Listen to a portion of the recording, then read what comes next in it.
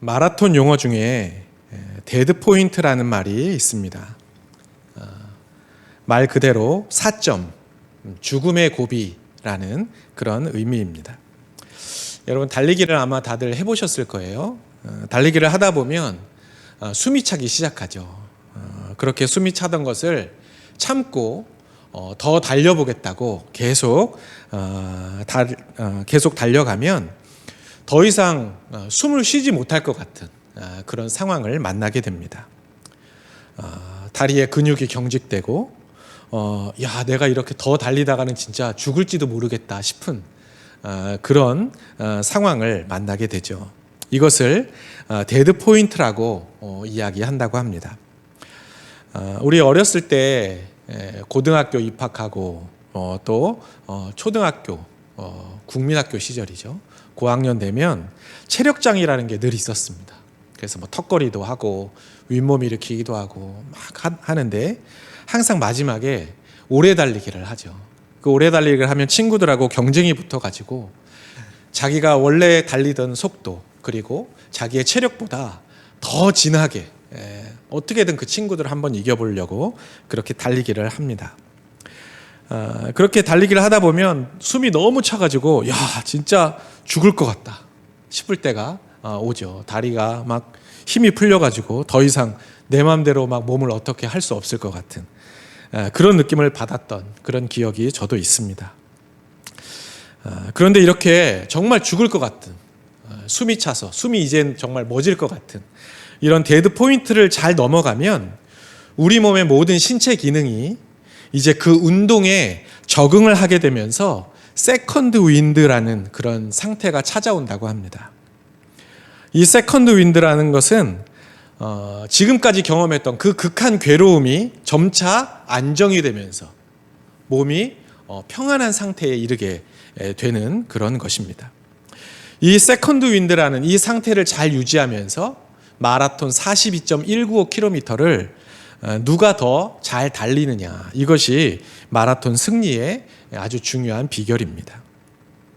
문제는 데드 포인트라고 불리는 이 극한의 한계점을 극복하고 견뎌내는 것이 쉽지 않다는 데 있죠. 마라톤에만 이런 한계점이 있는 것은 아닙니다. 우리의 삶에도 한계점이라는 것이 있습니다. 열심히 노력하고 애를 쓰지만 더 이상은 견딜 수 없는, 더 이상 내 삶에 어떤 좋은 것을 기대할 수 없는 그런 한계의 상황을 우리는 만날 때가 있다는 것입니다. 제가 저희 집 근처에 시에서 운영하는 도서관이 있어서 가끔 책을 읽으러 이렇게 간 적이 있습니다. 가보면 그 열람실에 우리가 흔히 말하는 공시생들, 공무원 시험 준비하는 사람들이죠. 그 사람들이 얼마나 많이 있는지 몰라요. 국가고시 준비하는 사람, 또 각종 자격증 시험을 준비하는 사람, 공인중개사 시험을 준비하는 사람, 또 중간고사, 기말고사 기간이면 근처 학교에 중고등학생들이 또 몰려와서 그렇게 열심히 공부들을 합니다. 그런데 가만히 그들이 하는 이야기를 옆에서 이렇게 들어보면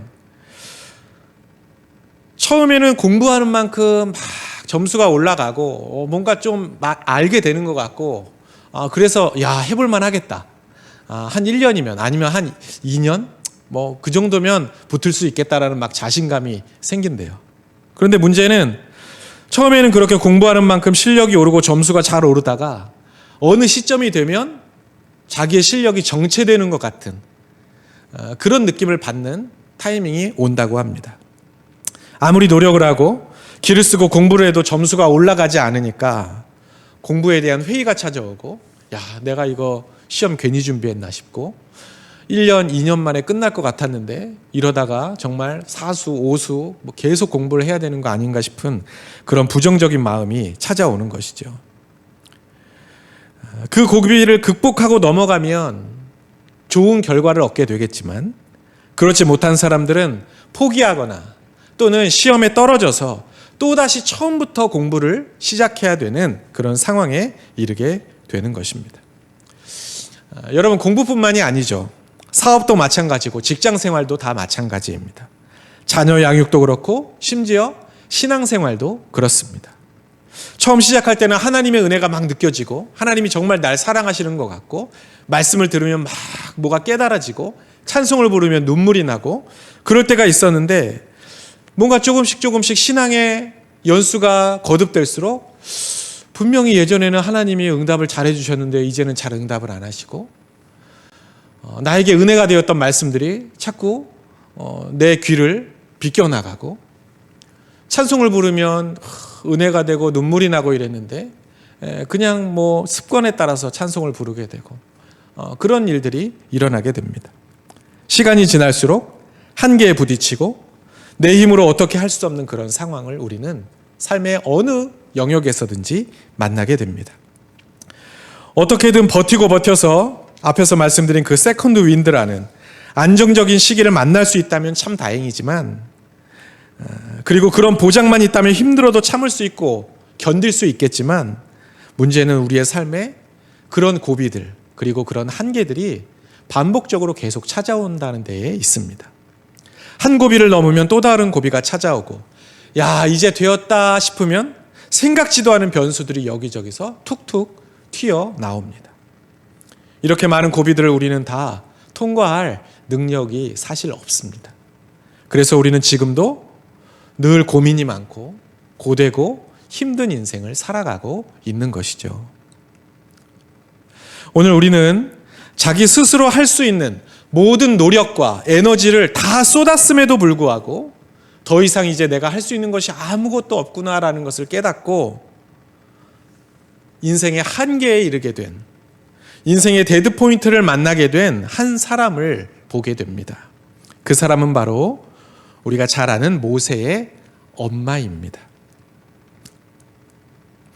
지난주에 이미 말씀드린 바와 같이 당시 애굽왕 바로는 이 이스라엘 히브리 남자아이가 태어나면 모두 다 죽여야 한다라는 명령을 잔혹한 명령을 내린 바 있습니다.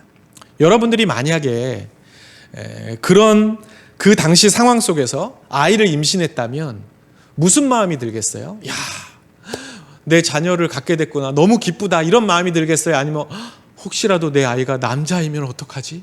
이 아이를 바로 사람들이 잡아서 죽일 텐데 걱정과 두려움이 더 많겠어요? 당연히 두려움과 걱정이 더 많이 있겠죠. 혹시라도 아들을 낳으면 어떡할까? 아마 근심 속에 보냈을 겁니다. 아들을 낳는 순간 그 자리에서 자기 아들이 죽어나가는 것을 그 아이를 데리고 가는 것을 봐야 하기 때문에 출산의 고통보다 더 큰 두려움을 가지고 아마 지냈을 것입니다. 이때 레위족 속의 여인이었던 요게벳은 아이를 출산하게 되었습니다. 그런데 이 아이는 불행하게도 남자아이였습니다. 아이의 엄마는 이 태어난 아이가 남자일 경우에 당연히 죽게 된다는 것을 알았기 때문에 아마 속으로 여러 가지 대안을 마련했을 겁니다.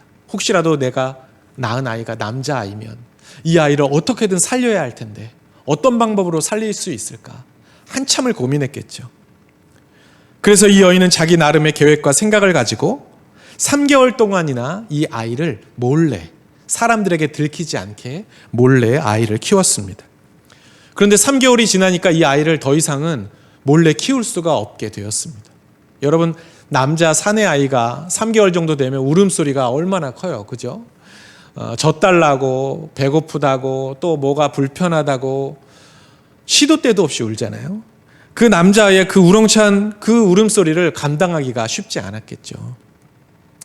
열악한 환경에서 아이에게 필요한 어떤 여러 가지 물건도 구할 수 없었을 거고 하다못해 이 아이의 빨래조차도 마음껏 하지 못했을지 모릅니다. 그러니 아무리 내 자식이라도 야 이제 더 이상은 내가 이 아이를 움켜쥘 수 없겠구나. 내 품에 데리고 있을 수가 없겠구나. 이제는 어떻게든 떠나보내야 될 때가 되었구나라고 생각했을 겁니다. 출애굽기 1장 22절을 보면 바로는 유대인 남자아이가 태어나면 즉시 나일 강에 던져 그 아이를 죽이라고 명령했습니다. 하지만 이 엄마는 이 아이를 그냥 나일 강에 던져버릴 수가 없었습니다.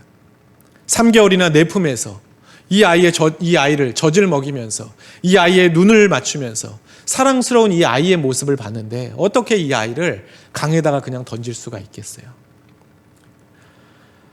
그래서 이 엄마는 아이를 자기 품에서 떠나보내기로 한 그 상황에서도 아이가 죽지 않도록 어떻게 해서든지 생명을 지킬 수 있도록 최선을 다해 상자를 만들었습니다. 3절 말씀에 보면 아이의 엄마는 갈대로 만든 상자를 가져다가 거기에 역청과 나무진을 칠했습니다. 역청과 나무진은 당시 고대 사회에서 방수제처럼 사용하던 그런 재료입니다. 그러니까 이 아이를 강변에다 둬야 되니까 물이 이 상자 안에 들어오지 못하게 나름의 최선을 다한 것이죠. 그리고는 갈대 상자 안에 아이를 넣고 강에다 띄워보내지 않고 갈대 사이에다가 두었습니다. 안전하게 나름의 묘안을 낸 거죠. 물살에 쉽게 떠내려가지 못하도록 그렇게 아이를 두고는 이제 더 이상 이 엄마는 할 것이 아무것도 없었습니다. 딱 거기까지가 이 여인이 할 수 있는 전부였습니다. 4절 말씀에 보면 그의 누이가 어떻게 되는지를 알려고 멀리 섰더니라는 말씀이 있습니다. 이제 아이를 위해서 이 아이의 엄마가 할 수 있는 것은 뭐밖에 없어요? 아이를 가만히 바라보는 것밖에는 없었습니다. 멀찌감치 서서 저 갈대 상자가 과연 어떻게 될까? 저기에 담겨있는 아이는 과연 어떻게 될까? 바라보는 것밖에는 이 여인이 할 수 있는 것이 아무것도 없었습니다. 내 힘으로 할 수 있는 것이 아무것도 없어서 그저 상황을 방관해야 하는, 누군가의 처분만을 기다려야 하는, 여러분 그런 상태에 처해 보신 적이 있으세요? 얼마나 내 자신이 초라해지고 마음이 무너지는지 모릅니다. 내가 왜 사나 싶고 사는 것이 또한 비참하게까지 느껴져서 삶을 포기하고 싶은 그런 생각까지도 들게 됩니다. 사람에게는 누구나 자기 주권이라는 것이 있습니다. 내 일에 대해서만큼은 내가 주도적으로 판단하고 생각하고 계획을 세우고 결정하려고 하는 것입니다. 내 힘으로 내게 주어진 그 모든 상황들을 통제하고 움직일 수 있다고 생각하는 것, 그것이 바로 자기 주권입니다. 여러분, 우리는 누구나 기름진 음식 안 먹고 채식 위주의 식단을 하고 또 적당히 운동을 하면 건강해질 수 있다고, 건강을 잘 지킬 수 있다고 그렇게 생각합니다. 내 건강은 내가 지킬 수 있다라고 자신하는 거죠. 결혼 상대자도 내가 잘 고를 수 있다고 생각합니다. 내가 누구보다 나를 잘 아니까 나한테 맞는 남자가 누군지, 나한테 맞는 여자가 누군지 내가 잘 고를 수 있다고 생각하는 것이죠. 자녀들을 사랑으로 잘 양육하면 올바르게 성장할 것이라고 생각하고요. 가지고 있는 돈을 나름 잘 관리하고 현명하게 잘 투자하고 성실하게 일해서 저축하면 비록 큰 부자까지는 아닐지라도 부족함 없이 먹고 살 수 있을 거라고 우리는 다 그렇게 자신합니다. 내가 정직한 마음과 좋은 성품으로 사람들을 대하면 인간관계도 성공할 수 있다고, 좋은 관계를 맺으며 좋은 사람들과 잘 지낼 수 있다고 그렇게 생각합니다. 내가 노력하면 내가 원하는 삶을 살 수 있다는 자신감, 우리는 그것을 자기 주권이라고 합니다. 그런데 문제는 우리의 삶이 내가 노력하고 수고하고 애쓴 만큼 그에 합당한 결과를 주지 않는다는 데에 있습니다. 나름대로 건강관리를 잘했다고 생각했는데 암에 걸리거나 사고를 당하기도 합니다. 저도 나름 건강관리 잘한다고 운동도 하고 식단도 잘 조절했거든요. 그런데 얼마 전에 건강검진을 받았더니 고지혈증이래요. 저는 그렇게 지방, 기름 많은 거 먹질 않았는데. 그래서 순간 마음에 낙심이 됐습니다. 야, 내가 나름 관리를 한다고 했는데 왜 이런 결과가 있지? 물론 지금은 약을 먹고 정상으로 돌아오기는 했습니다. 기도하면서 주어진 상황에서 최선을 다해 아이를 키우면 이 아이가 당연히 잘 자랄 거라고 생각합니다. 그런데 그래요? 그렇지 않습니다. 자녀 때문에 골머리를 썩는 사람들이 세상에 너무 많습니다. 여러분, 제 주변의 목사님들이나 또 제 주변에 또 중직자들 이야기 들으면 자녀가 다 반듯하게 잘 자랐느냐? 그렇지 않아요. 이래서 고민이고 저래서 말썽이고 이래서 자녀 때문에 힘들다 하는 이야기들이 많이 있습니다. 쉬지 않고 열심히 일하고 돈을 벌고 있지만 밑 빠진 독에 물 붓는 것처럼 뭔가 계속 채워지지 않는 빠듯한 인생을 우리는 살고 있습니다. 부부 관계, 인간 관계 다 내 마음대로 되지가 않습니다. 신앙생활도 마찬가지입니다. 나름 그래도 피곤해도 이렇게 수요 사경회에 나오고 새벽 기도도 하고 나름 열심히 교회 봉사도 하고 하나님 앞에 간절한 마음으로 기도도 하고 그렇게 내 신앙 지키려고 열심히 노력하는데 상황이 나아지기는커녕 내 믿음도 점점 약해지고 쉽게 흔들릴 때가 너무 많습니다. 돌아보면 내 뜻대로 되지 않는 것이 대부분이었고 그래서 이제는 삶의 한계를 느끼는 사람들이 참 많이 있습니다. 모세의 엄마 요게벳 역시 마찬가지였을 거예요. 내 힘과 능력으로 아이를 들키지 않고 잘 키울 수 있을 거라고 아마 처음엔 생각했겠죠. 물이 새지 않는 갈대 상자 만들어서 아이를 그 안에 넣어두면 아이가 잘 살 수 있을 거라고 생각했을 겁니다. 물론 요게벳의 이런 마음이 단순히 이 아이에 대한 애정 그리고 이 아이를 내 마음대로 내가 지킬 수 있다라는 자기 주권만은 아니었을 겁니다. 어떤 사람들은 2절 말씀에 나오는 모세가 잘생겼다는 이 표현이 단지 외모가 아니라 하나님의 특별한 존재로서의 그런 어떤 모습이라고 그렇게 이야기하는 사람들도 있습니다. 그들의 주장처럼 어쩌면 요게벳의 마음에 하나님의 특별한 뜻이 있는 아이니까 내가 이 아이를 어떻게든 살려야지라는 사명감이 물론 있었을지도 몰라요. 어쨌든 그럼에도 불구하고 그녀의 마음에는 내가 이 아이를 지켜야 한다. 내가 이 아이를 살려야 한다라는 그런 마음이 있었을 겁니다. 그녀는 분명 믿음 안에서 최선을 다했지만 그럼에도 결국 3개월이 지나자 자기 아들의 운명을 어떻게 할 수 없어서 이제는 가만히 바라만 봐야 하는 그런 한계에 그녀는 봉착하게 되었습니다. 그런데 여기서 우리가 주목할 것은 하나님께서는 당신의 백성을 이러한 한계 상황에 그대로 내버려 두지 않으신다라는 사실입니다.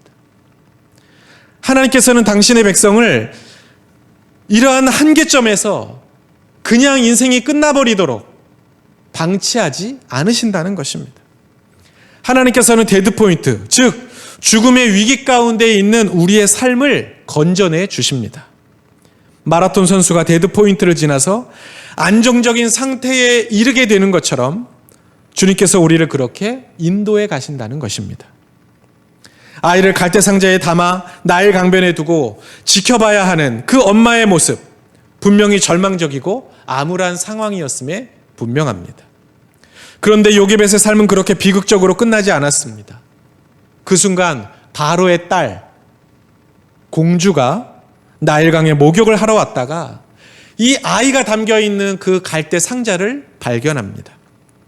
그리고는 그 아이가 우는 모습을 보고는 마음에 불쌍한 마음이 들어서 이 아이를 건져내어 자기의 궁으로 데리고 갔습니다. 그 바로의 공주는 이 아이가 유대인이라는 것을 알았음에도 죽이지 않았고 버리지 않았고 외면하지 않았습니다. 왕궁으로 데려가 그 안전한 곳에서 자기의 그 보호 속에서 그 아이가 자라도록 해주었습니다. 여러분, 이 일이 뭐 살다 보면 그런 일이 있을 수 있지, 또는 뭐 우연의 일치겠지, 이렇게 치부할 일이겠습니까? 절대 그렇지 않습니다.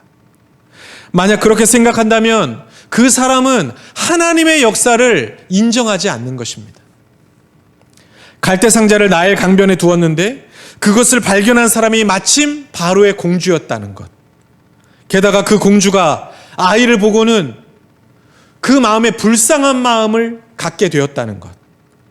게다가 이 아이는 바로 왕이 죽이라고 명령했던 그 히브리 혈통, 유대인이었음에도 불구하고 이 공주가 그 아버지의 명령을 무시하고 이 아이를 살려주었다는 것.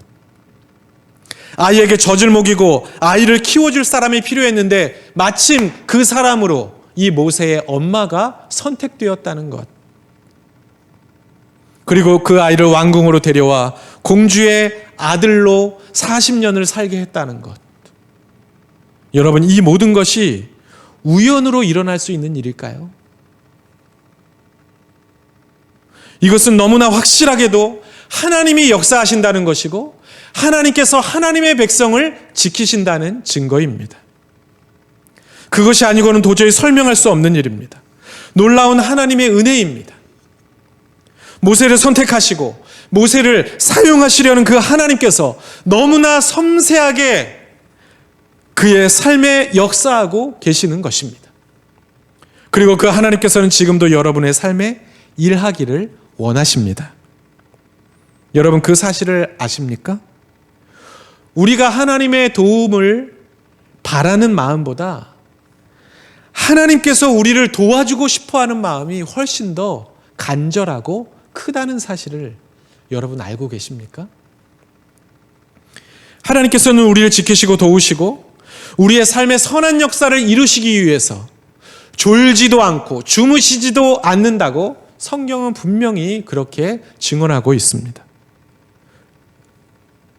그런데 목사님, 왜 제 삶에는 아무 일도 일어나지 않을까요? 그것은 바로 아직도 우리가 우리의 삶에 대한 자기 주권을 포기하지 않기 때문입니다. 우리는 아직도 자기가 원하는 방법을 고집하면서 하나님은 그저 옆에서 내가 하는 대로 좀 도와달라고 그렇게 기도합니다. 하나님께서 주도적으로 우리의 삶을, 나의 삶을 이끌어 주십시오라고 말하지 않고 하나님, 내가 이걸 하려고 하니까 잘 되게 도와주세요. 하나님, 내가 이렇게 하려고 하니까 필요할 때, 어려울 때 하나님 나를 좀 도와주세요. 이미 자기의 계획과 자기의 뜻과 자기의 방법을 다 가지고는 하나님은 그저 옆에서 필요할 때만 도와달라고 기도합니다. 이것이 바로 모세를 건져내신 그 은혜, 한계에서 그를 건져내신 그 은혜를 우리가 경험할 수 없는 이유입니다. 제가 어느 날 음식점에 갔다가 차를 이렇게 주차하고 음식점 안으로 들어가려고 하는데 주차장에 차들이 굉장히 많이 있었습니다. 그런데 어느 여성분이 이제 그 음식점에서 나와서 차를 빼고 나가야 하는데 차가 막 이중으로 주차되어 있으니까 난처하게 난감하게 막 고민을 하더니 차에 타서 운전을 하는데 운전이 좀 서투르신 거예요. 그래서 잘 못 나가는 거예요. 그 좁은 그 간격을. 그래서 제가 옆에서 저러다가 차를 들이받는 거 아닌가 하면서 이렇게 쳐다보는데 그 여성분이 저한테 나갈 수 있게 좀 봐달라는 거예요. 그래서 제가 핸들을 트세요, 멈추세요, 천천히 나오세요 계속 이야기를 하는데 이분이 운전이 미숙하니까 제가 아무리 옆에서 이야기를 해줘도 못 빠져나오는 거예요. 계속 이렇게 했다가 저렇게 했다가 아니에요, 쓰세요, 다시 뒤로 가세요, 핸들을 어떻게 꺾으세요, 다시 나오세요, 천천히 스톱 몇 번을 했는데도 안 되니까 이 여성분이 차에서 내리더니 그냥 대신 좀 빼주세요 이렇게 이야기를 하시는 거예요. 그래서 제가 운전대를 잡고 그 차를 빼서 결국 그 여성분이 이제 차를 가지고 집으로 돌아갔습니다. 여러분, 내가 감당할 수 있는 능력이 없으면서 계속 운전대를 붙잡고 있고 주님께는 그냥 옆에서 조언만 해달라고, 내가 할 수 있다고 아무리 버텨봤자 시간 낭비고 실패만 되풀이합니다. 어느 정도 실력이 있다면 모를까 도저히 내가 할 수 없는 그 한계점에서 내 인생은 내가 어떻게든 해보겠다고 그 운전대를 붙잡고 있으면 그것만큼 미련한 짓은 없습니다. 우리가 우리의 삶의 여러 가지 문제들과 계획들을 다 감당할 수 있는 능력이 있다면 굳이 하나님께 묻지 않아도 괜찮아요. 주님께 우리 삶의 운전대를 맡기지 않아도 괜찮습니다. 하지만 그 어떤 사람도 자기 삶을 자기의 힘과 생각과 노력과 지식으로 통제하거나 책임질 수가 없습니다. 우리의 삶은 하나님만이 통제하실 수 있고 이 세상 모든 만물이 하나님의 주권 가운데 있기 때문입니다. 요게벳이 만약 그 자기 아기를 3개월이 지났음에도 내가 어떻게든 살려야 돼, 내가 어떻게든 이 아이를 지켜야 돼 하고 계속 품에 끌어안고 있었다면 모세는 금방 발각되어 죽음을 당했을지도 모릅니다. 그러나 이 요게벳이 이제는 더 이상 내가 할 수 없는 것이구나, 이 아이를 그저 하나님께 맡겨야겠구나, 자기의 품에서 이 아이를 내어놓았을 때 하나님은 바로의 공주를 통해 모세를 건져내셨고 그를 위대한 출애굽의 지도자로 세우셨습니다. 자기 주권을 포기할 때 하나님의 주권, 하나님이 이끌어 가시는 삶을 우리는 경험하게 되는 것입니다.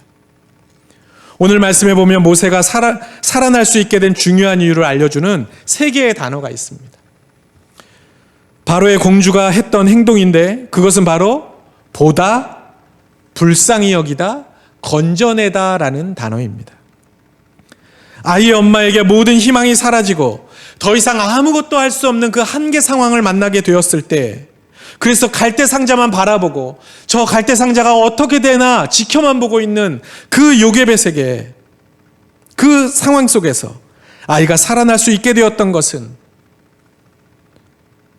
바로의 공주가 강가에 있는 그 갈대상자를 보았고 그 아이를 불쌍히 여겼고 그 아이를 죽음에서 건져내었기 때문이었습니다.